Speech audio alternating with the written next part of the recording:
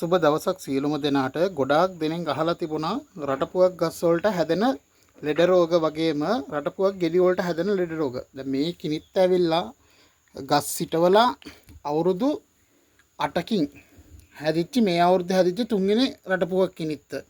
ඔයාලට පේනවා ඇති මේ ගෙඩි හොඳින් හැදුනට මේ බලන්න ගෙඩි වල කළු පැල්ලම් තියෙනවා. මේ ගොඩාක් වෙලාවට. එතකොට මේ ගෙඩි සාමාන්‍යයෙන් වෙළඳ පොළට විකුණන්න අමාරුයි. හේතුව මොකද මෙහෙම ගෙඩි තිබ්බාම වෙළඳුන් පුවක් ගෙඩි ගන්නෙ නැහැ. මොකද ගෙඩිය ඇතුලේ ඩැමේජ් තියෙන නිසා. සාමාන්‍ය එක ගෙඩියක් මම කඩලා පෙන්නන්නම්. මේ බලන්න. කළු පැල්ලම්. මේවා සාමාන්‍ය පුවක් ගෙඩි කප්පුවාම ඇතුලෙන් යටිපැත්තට වෙන්න මේ හරියට වෙන්න යටට වෙන්න සාමාන්‍ය ගෙඩිය කුණු වෙලා වගේ ස්වභාවයක් දකින්නවා. ඒකට හේතුව තමයි සාමාන්‍ය රටපුවක් කොට හැදෙන ගෙඩි වලට හැදෙන දිලීර ආසාදන. සාමාන්‍ය පුවක් වගාවේ රටපුවක් කියන්නේ සාමාන්‍ය ලෙඩ රෝග වැඩිම පුවක්. කොහොම ඇදුවත් ගස් වල ආයු කාලය අඩුයි ලෙඩ රෝග වැඩි. මේ බලන්න. සාමාන්‍ය මේ ගෙඩිය පැහෙන්නත් කලින් කිනිත්තේ වෙilla තියෙනවා මේ. හොඳට බලපුවාම සාමාන්‍ය ගෙඩිය මේ ඇතුළ හිස් ගතිය. මේ වන්න. මේ බලන්න ගෙඩිය. මේවා සාමාන්‍ය හැදෙන දිලීර රෝග. සාමාන්‍ය මේවට ගොඩාක් වෙලාවට රටපුවක් වලට හැදෙන දිලීර රෝග වැඩි. අනික වෙළඳ පොළට විකුණනකොට සාමාන්‍යයෙන් අමු ගෙඩි තමයි විකුණන්න පුළුවන්. දැන් මේකේ සාමාන්‍යයෙන් හොඳ ගෙඩි තියෙනවා.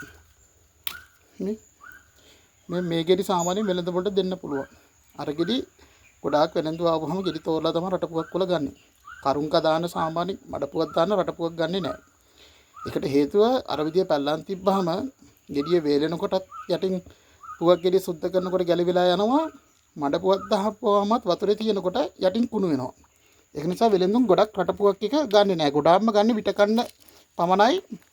ඒකට හේතුව කියන්නේ සාමාන්‍යයෙන් හොඳ ගෙඩි තිබිච්චහම ඒවා වෙළඳ පොළ දීපුවහම විට දෙක තුනක් හදන්න පුවක් ගෙඩියක් හොඳටම ප්‍රමාණවත්.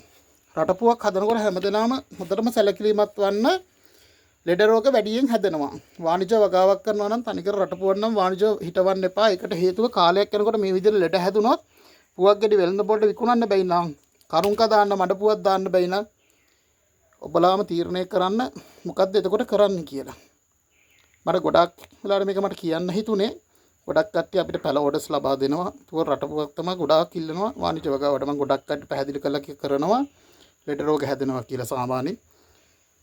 ඒක නිසා මම මේ වීඩියෝ එක උනත් ඔයාලට ගෙනල්ලා කියන්න හිතුනේ රටපුවක් හදනකොට සැලකිලිමත් වන්න රටපුවක් වගාවක් කරනකොට කොහොමද හරියටම කරගන්නේ කියලා.